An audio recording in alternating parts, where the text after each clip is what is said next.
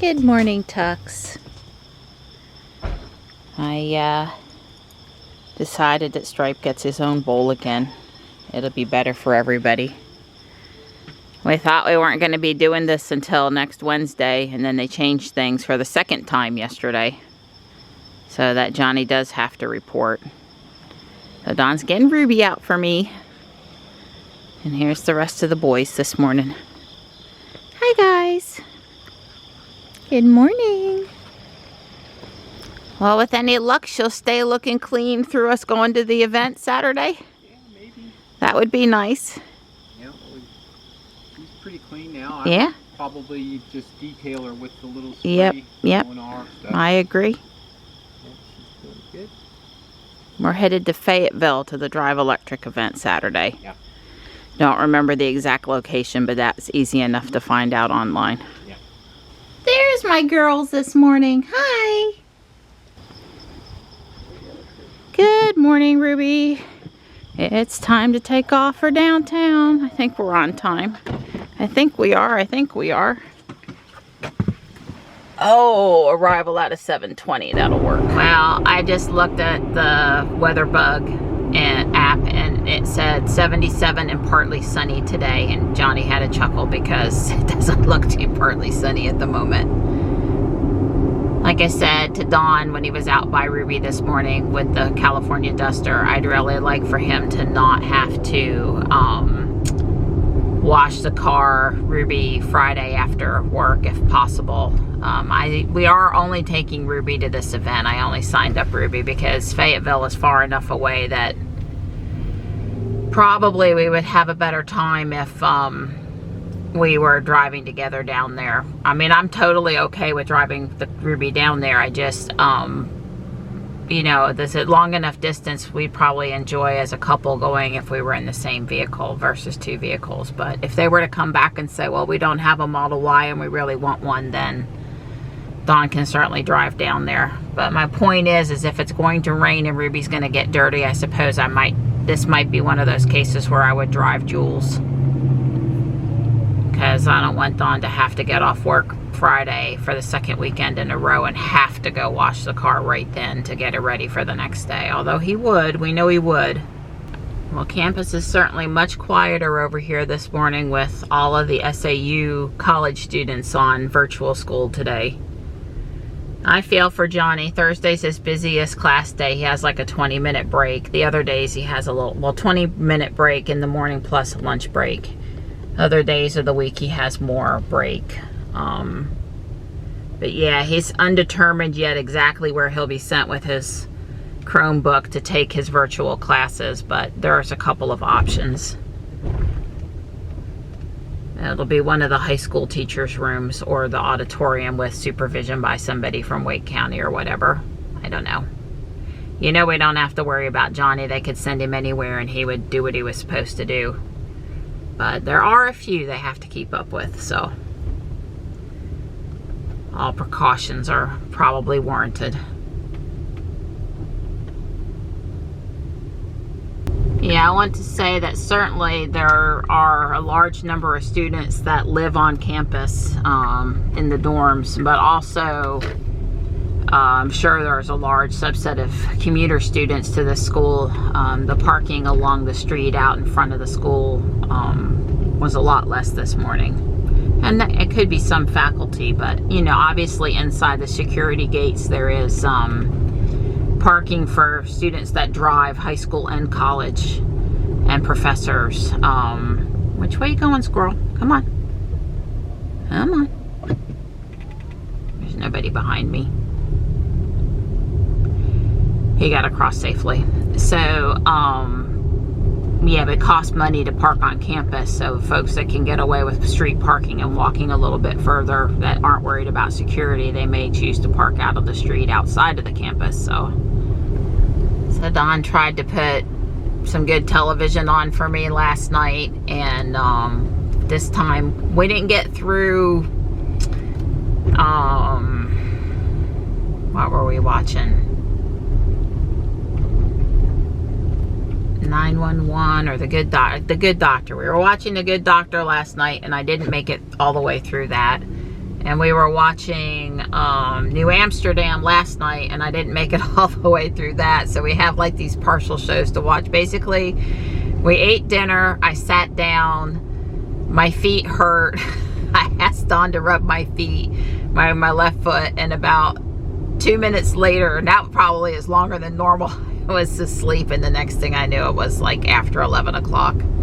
So I had taken like a 2-hour nap or something, and then I tried to do the video, and next thing I know, it was 1:30 in the morning, and I'd basically taken another 2-hour nap, and then I got up and I did the video, and then I went to bed, which was good at that point because I was able to get it done in an efficient, timely manner without falling asleep again and go to bed. I feel fairly alert. I feel pretty good today. I meant to stop and get out and walk before I started back across town, but I forgot. I don't want to street park here. Pulling into that little parking lot would have been fine if I had remembered, though, but I didn't remember. Anyway, I'm still meeting Michelle today, still walking with Dawn and all that good stuff.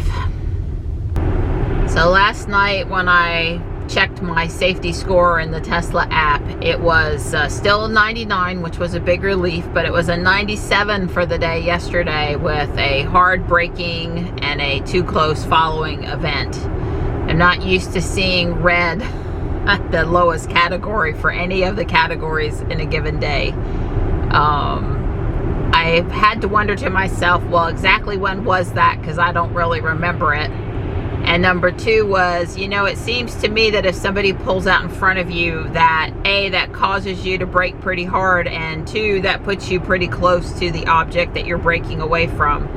And so I thought to myself that probably a lot of the hard braking events go hand in hand with a too close following event. Just, you know, thinking maybe. So, you know, this morning I've been enjoying the drive, and the sun is coming out a little bit now, and it's, you know, it's a little crowded going inbound, but it's been normal, easy coming outbound. But I still feel, you know, a little bit like this safety thing makes me drive like a computer.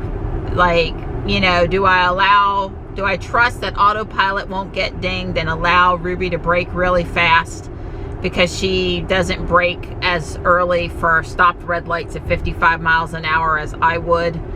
Or do I kick her out of autopilot, let it regen down, hope that's enough, and possibly get dinged if I have to apply the brake a little harder than the car wants me to apply it for the safety score? And I'm not saying it was a dangerous braking, but just I feel like I need one of those things that tells me the force at which I'm stopping so I can feather things maybe even more than I already am.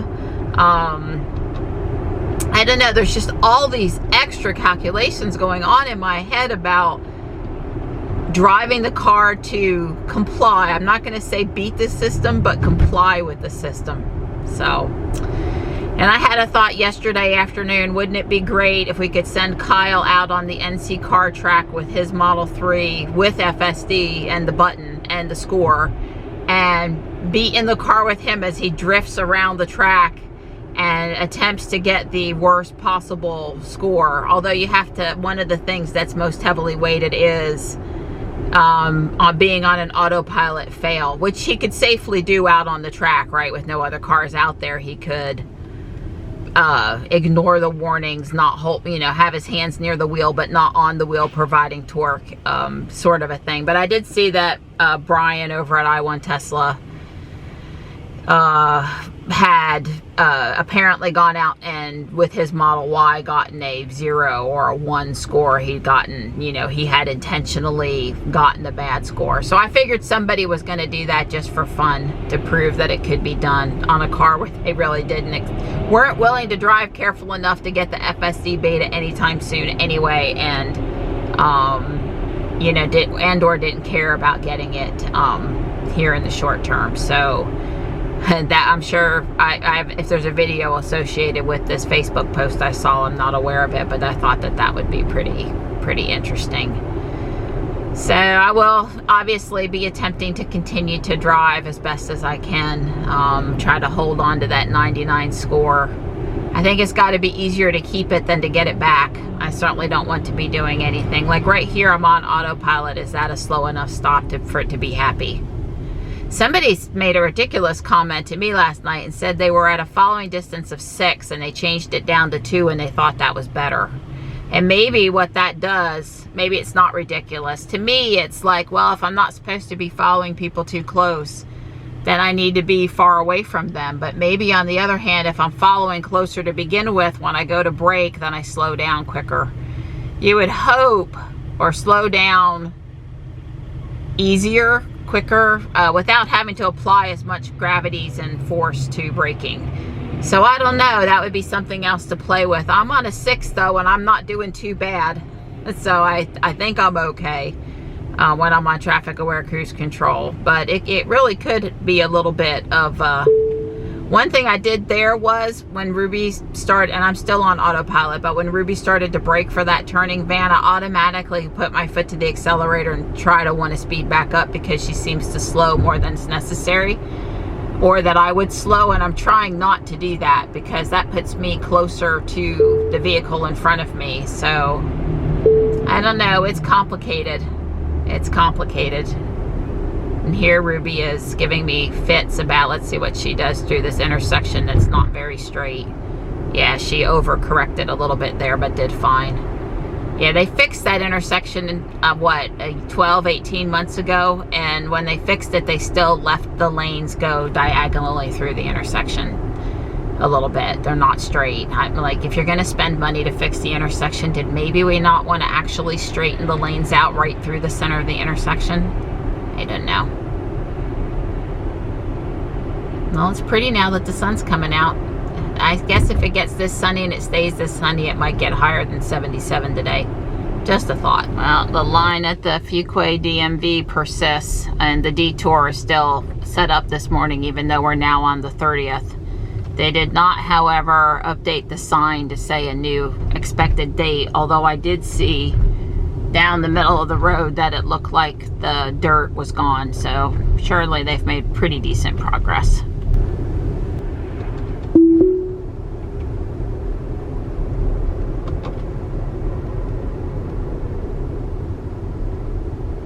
Let Ruby go around this corner this morning in autopilot, although I did bump it down to 5 below the speed limit because honestly, right in the curve, I often bump it down a little bit when I'm driving, and she does a better job, a safer job, a more accurate job at a slightly slower speed, because that curve is, you know, it's a curve. Hi, buddy. Hi. Hi. Hi. So since we're doing all this running now, and having my purse on me is not good, and I'm not really needing the purse because this pain is it's not all the way gone, but it's better, but I'm not using it as a sling for my hand anymore. I have moved to the flip belt. So I have my Tesla key card is right here, and it's flipped because it has these little, and there is one loop for like your keys or your key fob. But anyway, I've got my key card on me. I know I could open it with my phone, but sometimes I play Pogo and my phone goes dead. So I can't really count on my phone ever for opening the car. If asked Don, my phone dies at a critical point at least once a day. So yeah, anyway, the flip belt, we're gonna see if I like this better. Because I already ruined one camera battery putting it in one of the zippers on my shirt. Yeah, and it got washed. I threw the shirt in the wash. Yeah, that was all on me. And so that's why I don't want to, and all the shirts don't have zippers, whereas I can put the flip belt on every day. So just saying, I know there's zippers on some of the shirts, but that's probably, unless I want to wash something else, that's probably not a good idea. We just did our second 2-light pole. It's actually my 3rd run. Don says I'm not allowed to call it a sprint. It's not exactly accurate. What for me, it feels like a sprint. My heart got up to 158 on that second one. I'm not, you know, I may not look like a gazelle, but I'm having to work it. Yeah, there was more than usual trash, and yeah, I dropped a piece of trash. I thought it picked it up, so I had to run back to pick up the trash that he picked up that he re-dropped by accident. Yeah. Well, that was good. There was 2 breakfast meals worth of somebody's trash thrown out on the, it took me a while. At least I was able to use one of the brown paper bags to help pick up all the things that had been scattered. It's the Fuquay Arena exercise marching band this morning.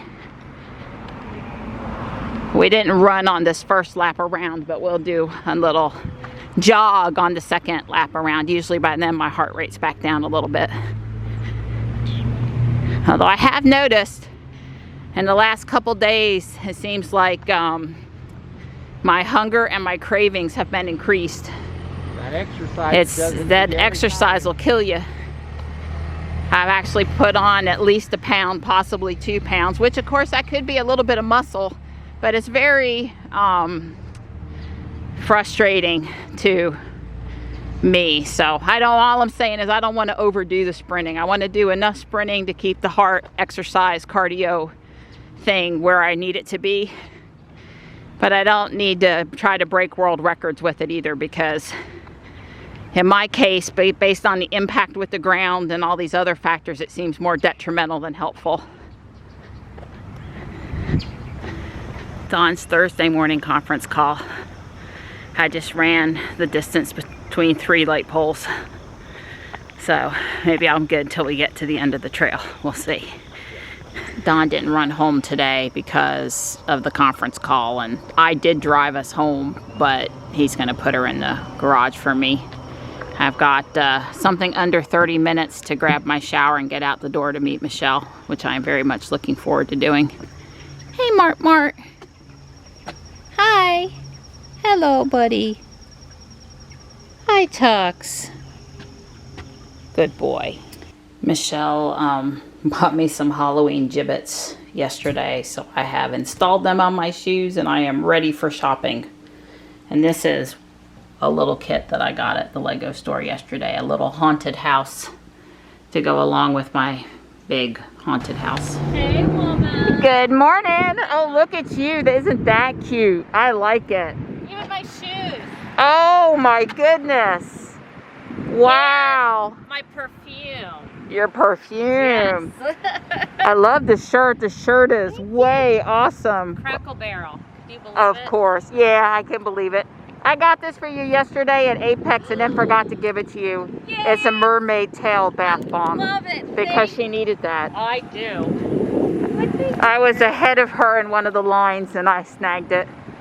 Then hid it under some stuff in the cart. Now who is that? Sam from Trick or Treat. And it's big enough, even though it's over here at the little store. Way cool. Oh yeah, like that could be somebody's costume even. Yeah, really economical costume. Oh. We usually don't look, but some of the pieces over here are bigger today, and they're so cute. Oh, look at Minnie and Mickey. That's adorable. Oh, I'd wear it if it wasn't for an 8-year-old. Yeah, it can be. Oh, I like this shirt. What size is that? That's a XL. I think it's a woman's XL. I think I can. You think I can wear it? Yes. I think I can wear it. Yes. It's school's night. The more, the scarier. If the tuxedo cat had a white belly, it would have to go home with me. But alas, no white belly. And my bed maker already thinks we have too many stuffed animals. I just envisioned a kid coming into the store, talking mom, dad, or grandparents into that, taking it home and playing. I mean, seriously, right? Same thing with this. There's always isn't that cute? So much cute stuff. Mermaid Kisses and Starfish Wishes. It's a beautiful frame. It's only $4.69 for the frame and the print. Michelle says yes, yes, yes. So it took me just a minute, but it's Einstein. That's actually pretty cool. It went for $40 new. What do they have on it? And it's still in the original wrapper. $10.99. It can be yours for $10.99. I love visiting the art store in here. It's like going to the museum, I swear, every week. There's something new and exciting. But you can bring it home. You can, if you want to, bring it home. I often think that instead of being so set on certain things that I should, like the owl over the bed, it's been up for going on a year. It's time to swap it for something. But I can't part with him. I can't part with him.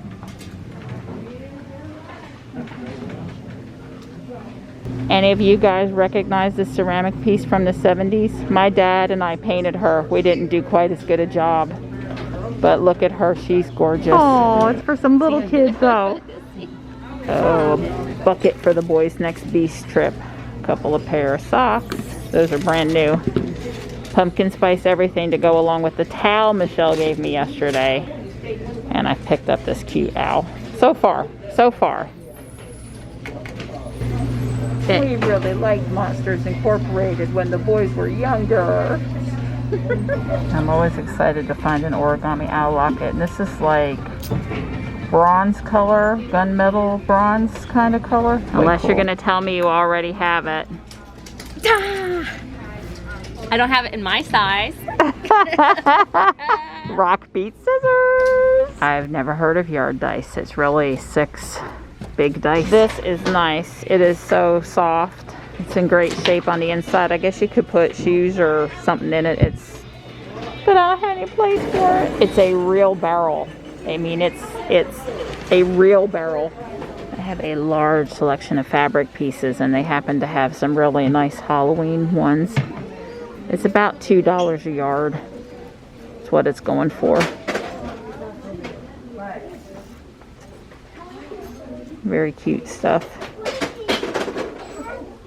An Irish toast. May your roof never fall in and those beneath it never fall out.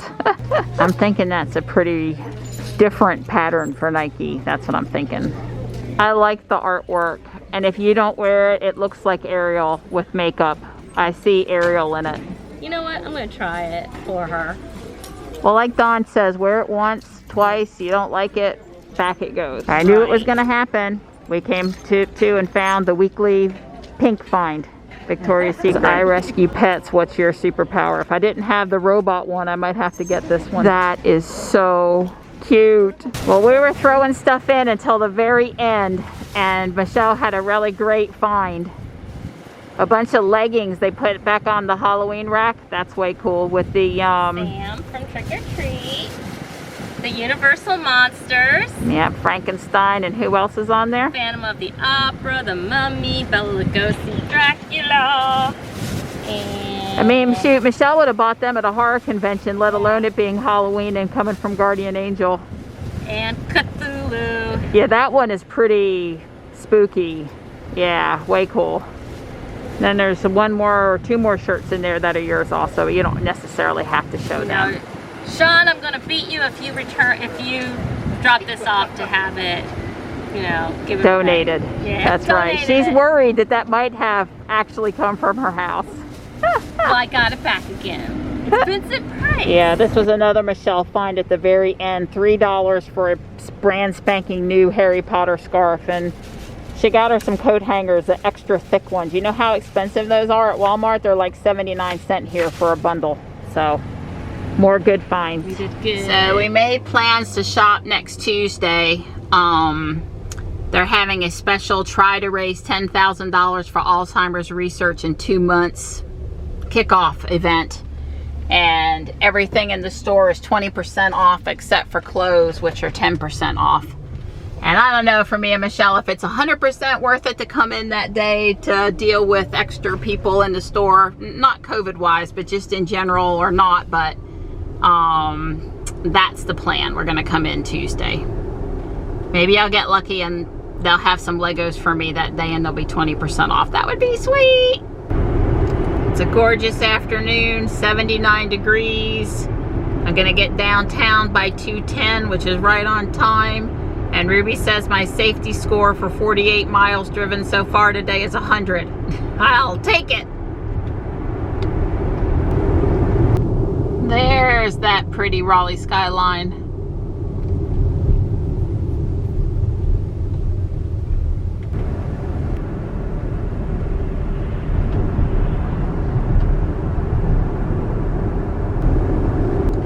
So I'm taking Johnny to Taekwondo, and through a series of conversations and events, we are back to virtual tomorrow and not driving into Raleigh.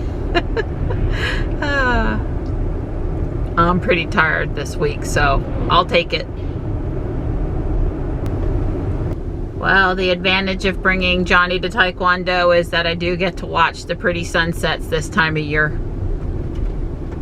Definitely some nice color out there right now.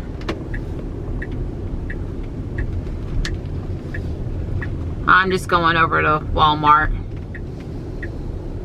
Give me something to do that I enjoy and takes up about the right amount of time for his class to happen, execute, be over, be ready for pickup, you know. There's my pretty Ruby. I got some cream and some of that farm chicken canned cat food. I didn't have any poultry platter. And a couple Halloween clings, Joe clings, and oh, I don't know, a couple storage bins. That's it, yeah. Hey, Donnie. What'd I do? Well, I think you were telling me some news a little bit ago. Yeah. Explain. Tomorrow is October 1st. Yay! And that's right. And we go off of summer into winter time of use period. So Electric rates. electric, right, the rate, but this is the hours. Right. Right now, time of use is on summer, and 11 o'clock starts shoulder, I think, till 1. And then it's peak from 1 till 6, and then shoulder from 6 to 8. I think that's right. Basically, in the heat of the day, Don't do anything. Don't do anything. Because the air conditioners are all running. Yeah. But that changes tomorrow at 6 a.m. It goes from off-peak to peak immediately at 6 a.m. There's no shoulder in the first thing. From 6 a.m. till 9 a.m. is peak. From 9 a.m. till, I believe, noon, it's shoulder. And then from noon till 5, it's off-peak. And from 5 till 8, it's shoulder again. I'll have to check that, but there's only one peak, and it is from 6 a.m. to 9.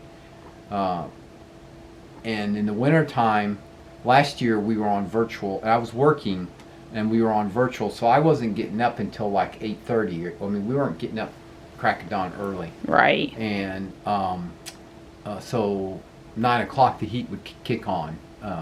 I would be on the road. Well, but not last year. But Don either likes me to be on the road during peak in the winter or to be in the bed. Right. Because me out in the house cold is not good. That's what he's trying to say. Yeah. She does a lot of things in the mornings, and so that tends to be her demands her energy use in the mornings. And of course, we set up Teslafy to turn off charging at 6 You need o'clock. to double check it. That is still set to do that. Yeah. So we do those types of things. But yeah, so for October into November, it's not too bad because we don't want that much heat.